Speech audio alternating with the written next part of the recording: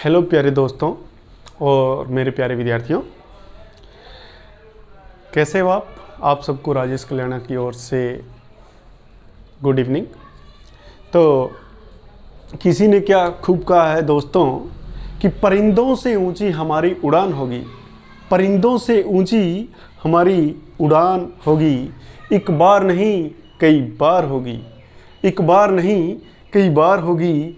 चल रहा होगा जब ज़माने में हारने का दौर, चल रहा होगा जब ज़माने में हारने का दौर, देखना देख लेना जीत हमारी उसी दौरान होगी। तो हाय गाइज, मैं आपका शुभचिंतक, आपका दोस्त राजेश कल्याणा आपके साथ में रसायन विज्ञान की श्रृंखला में जुड़ा हुआ हूँ। ये अपना जो टॉपिक होगा, आज का जो अपना पार्ट होगा अपना 37 और एपिसोड नंबर 87 होगा। और हमारा जो ये पी ब्लॉक का जो पार्ट है, लगभग तीसरा पार्ट है। हमने जो पी ब्लॉक के बारे में बहुत अच्छी तरह से अध्ययन किया था, तो ये आज इसका लास्ट है। तो देखिए प्यारे विद्यार्थियों, हमने पी ब्लॉक के बारे में बहुत विस्तार से चर्चा की है। अगर आपको मैं बताऊं कि पी ब्लॉक के बारे में क्या क्या है, तो इसका अंतिम इलेक्ट्रॉन पी ब्लॉक में जाता है। मैं आपको वापस दोहरान करवा देता हूं।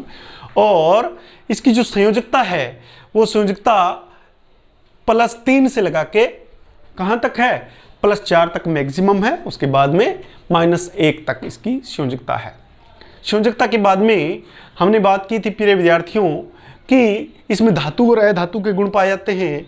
आपके सामने है कि ये उपधातु जो है उसको, उसकी श्रेणी जो बाईं ओर है वो धातु है, और जो दाईं ओर है उपधातुओं के वो क्या है, अधातु है। तो इसकी जो है, इसको एक विकिरण रेखा के द्वारा हमने बताया बेटा इसको। और हमने इसके बारे में आपको कहा था कि इन जो सीढ़ियों के जो स्टेप है उनके ऊपर जो पाए जाते तत्व है वो प्यारे विद्यार्थियों क्या है, वो आपके उपधातु है। तो देखिए आपके बोरोन, सिलिकॉन, आर्सेनिक, टेलुरियम और एस्टेटिन ये क्या है, उपधातु है। अब हमने इसकी ट्रिक्स ली थी कि बोले शिवजी ऐसी तेरी आत्मा। तो 16 जो थे, कितने, लगभग 16 जो थे क्या थे, अधातु थे। और उसके बाद में आप देखो कि हमारे पास 118 तत्व है, उसमें से 16 अगर अधातु है, अगर 16 अधातु है तो देखो 2 और ये 102 में से 1 2 3 4 5 और निकाल दो, तो लगभग 97 तक धातुएं हैं। 5 क्या है, उपधातुएं हैं जिनमें धातु और अधातु दोनों के प्रॉपर्टीज या गुण पाए जाते हैं। और 16 क्या है, अधातु। तो ये क्वेश्चन भी आपसे पूछा जा सकता है, सबसे कम क्या है, उपधातु, उससे ज्यादा क्या है, उससे ज्यादा अधातु, और सबसे ज्यादा क्या है, धातुएं। और धातुओं के बारे में आपको मैंने बताया था, हमारा आगे वाला नेक्स्ट चैप्टर है मेटलर्जी। उसके अंदर हम धातुओं के गुण के बारे में, मिश्र धातुओं के बारे में, और धातुओं को कैसे प्राप्त किया जाता है, तो उसके बारे में हम चर्चा करेंगे। तो आज हम बात करेंगे इसके अंदर की जो धातुएं हैं पी ब्लॉक की, उनको प्रारूपिक क्या कहते हैं, तत्व भी कहते हैं, और इनको पी ब्लॉक के तत्व भी कहते हैं। अब हम इसमें देखिए प्यारे विद्यार्थियों कि ये जो है आपके NH2NP1, NH2NP2, NH2NP3, NH2NP4, NH2NP5, NH2NP6, ये इनका बाहरी कक्षाओं का इलेक्ट्रॉनिक विन्यास है। और इसके अंदर हम बात करें कि पी ब्लॉक के तत्वों के गुण क्या क्या है, तो इसके अंदर जो भी है तत्व है उनके बारे में हम थोड़ी सी चर्चा करेंगे। तो देखिए आपके सामने है कि अगर मैं बात करूं बेटा गैलियम की, ये आपके गैलियम है, ये गैलियम है, 31 नंबर परमाणु क्रमांक पर गैलियम है। और गैलियम ऐसी धातु है, सीजियम और गैलियम को हथेली पर लेते ही, सीजियम और गैलियम को तो गैलियम जो है हथेली के ताप पर भी पिघल जाती है, यानी कि हथेली के तापमान पर इसका गलनांक बहुत कम होता है। किसका, गैलियम का। याद रखना, ये जीके के क्वेश्चन बन रहे हैं आपके। उसके बाद में हम बात करते हैं बेटा SN टिन, इसको बोलते हैं टिन, इसको बोलते हैं टिन, और ये है लेड, जिसको सीसा बोलते हैं, लेड या सीसा। तो इनका उल्लेख प्राचीन संस्कृत ग्रंथ में भी था। आपके 7 धातुओं का हमारे जो ऋग्वेद है, संस्कृत का जो ग्रंथ है, प्राचीनतम ग्रंथ है जिसको बोलते हैं, उसके अंदर किस किस का था? कॉपर, चांदी यानी कि अर्जेंटम और सोना, उसके साथ में आपके मरकरी, लोहा, और 2 ये कौन कौन से? टिन और लेड। इन 7 धातुओं का जिक्र था किसमें? प्राचीनतम ग्रंथ में। तो ये क्या है? ये आपके टिन और ये लेड के बारे में, जिनका परमाणु क्रमांक 50 और 82 है। अब उसके बाद में पोलोनियम की बात करें बेटा, पोलोनियम, इसको बोलते हैं पोलोनियम, आपको यहां लिखा हुआ भी है पोलोनियम। पोलोनियम के प्रकृति में बहुत सारे समस्थानिक है। समस्थानिक किसको कहा गया? समस्थानिक हमने कहा था जिसके परमाणु क्रमांक, प्रोटॉनों की संख्या तो उसमें समान है, लेकिन न्यूट्रॉनों की संख्या या द्रव्यमान संख्या क्या बेटा? अलग अलग। तो इसके अंदर बेटा ध्यान रखना कि प्रकृति में सबसे ज्यादा जो सर्वाधिक समस्थानिक आइसोटॉप्स जिसको इंग्लिश में कहते हैं, वो किसके हैं? आपके पोलोनियम की है। और मैं बात बता देता हूं, पोलोनियम जो है 84 और 184, उसका द्रव्यमान संख्या कितनी है? एक ऐसा समस्थानिक जिसका द्रव्यमान कितना है? 184 है, और उसकी परमाणु क्रमांक 84 और द्रव्यमान संख्या 124 है। तो वह जो पोलोनियम है उसकी अर्ध आयु बहुत ही कम है, बहुत ही कम, लगभग 0 पॉइंट कितनी? 10 की घात -4, 10 की घात -4, बहुत ही कम सेकंड का बहुत ही कम हिस्सा क्या है? इसका है अर्धायु काल है। अर्धायु काल क्या होता है? किसी भी जो समस्थानिक होते हैं या जो रेडियो एक्टिव पदार्थ होते हैं, वो अपने आप क्या होते रहते हैं बेटा?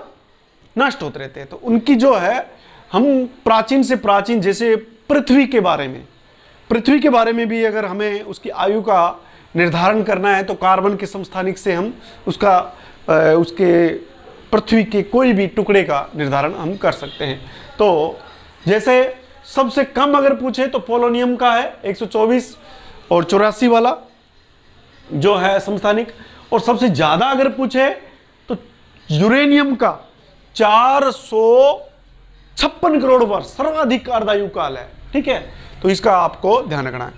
आयोडीन के समस्थानिक है, आयोडीन को ब्रेन ट्यूमर में, आयोडीन के समस्थानिकों से ब्रेन ट्यूमर का यानी कि मस्तिष्क में जो गांठ है उनका पता लगाया जाता है। और उसके बाद में 131 आयोडीन 131 का थायराइड ग्रंथि के बारे में उसकी जांच की जाती है, थायराइड ग्लैंड्स के बारे में। थायराइड ग्रंथि जो थायरोक्सिन हार्मोन क्रिएट करती है, और जिसकी कमी से कौन सा रोग होता है? घेंगा या ग्वाइटर रोग होता है, गलगंड, या ये जो होता है यहाँ से टॉन्सिल से, टॉन्सिल तो नहीं कह सकते, ये यहाँ से जो है थायराइड ग्रंथि बिल्कुल सूज जाती है, स्वेलिंग हो जाती है और गला बड़ा हो जाता है, उसको थायराइड या ग्वाइटर रोग कहते हैं। उसके बाद में फास्फोरस का जो है समस्थानिक आपके सामने, ये फास्फोरस 15 पर है।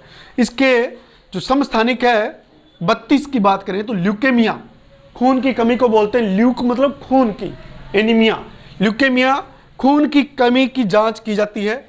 और इसके फास्फोरस 32 और AU 198 सोने को कहते हैं, इसका समस्थानिक, सोने का समस्थानिक और फास्फोरस का समस्थानिक दोनों को मिलाकर ब्लड कैंसर के रोग का निदान किया जाता है, उसके बारे में पता लगाया जाता है, ब्लड कैंसर के बारे में। उसके बाद में हम बात करें बोरॉन और कैडमियम की छड़ें। बोरॉन की बात करें, इसके अंदर बोरॉन है, कैडमियम तो जो है आपके संक्रमण धातु का है। तो बोरॉन और कैडमियम की छड़ें जो होती है, जो नाभिकीय विक्रियाएं होती है, नाभिकीय भट्टियों में, परमाणु भट्टियों में, कि हमने कुछ अभिक्रियाएं करवानी है, तो वो नाभिकीय संलयन, और एक तो नाभिकीय संलयन होती है, एक नाभिकीय विखंडन होती है। 2 प्रकार की विक्रिया होती है। एक में तो न्यूट्रॉन जैसे ही निकलते हैं तो वो दूसरे परमाणुओं को तोड़ते रहते हैं और दूसरे न्यूट्रॉन पैदा करते रहते हैं, इस प्रकार से श्रृंखला चलती रहती है। वो तो है नाभिकीय विखंडन की। लेकिन जैसे ही बंद करनी होती है तो वो प्रक्रिया, प्रोसेस क्या होता है? उल्टा चलने लगता है।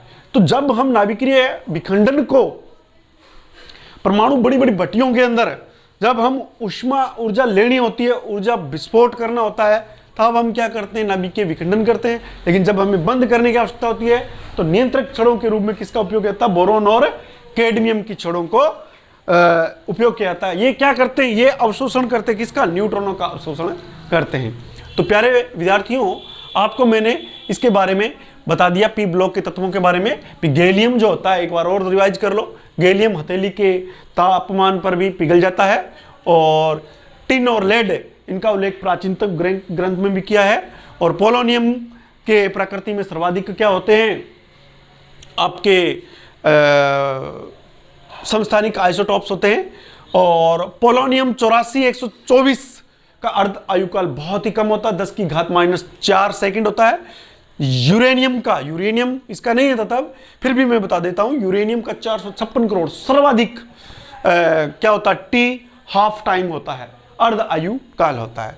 I2 को ब्रेन ट्यूमर और थायराइड ग्रंथि की जांच के लिए उपयोग में लाया जाता है। और पोलोनियम इसको आपके फास्फोरस का उपयोग ल्यूकेमिया और ब्लड कैंसर की जांच के रूप में किया जाता है। और बोरॉन और कैडमियम की छड़ों को क्या करते हैं, नियंत्रक छड़ों के रूप में, अवशोषक, न्यूट्रॉनों के अवशोषक के रूप में काम में लिया जाता है। तो उम्मीद करता हूं ये चीजें आपको समझ में आ गई। अब प्यारे विद्यार्थियों, हम बात करते हैं, आपको मैंने कहा था कि बेटा हम बात करेंगे किसकी, अर्धचालक की। अर्धचालक क्या होते हैं, अर्धचालक सेमीकंडक्टर्स। आपको पता है बेटा, जितने भी आजकल मोबाइल चल रहे हैं या जो भी चीजें हैं, उसके अंदर जो है सिलिकॉन का इनका प्रयोग किया गया है। तो प्रिय विद्यार्थियों, आज का सेशन यहीं खत्म होता है। अब मिलते हैं नेक्स्ट सेशन में, तब तक के लिए जय हिंद, जय भारत, नमस्कार।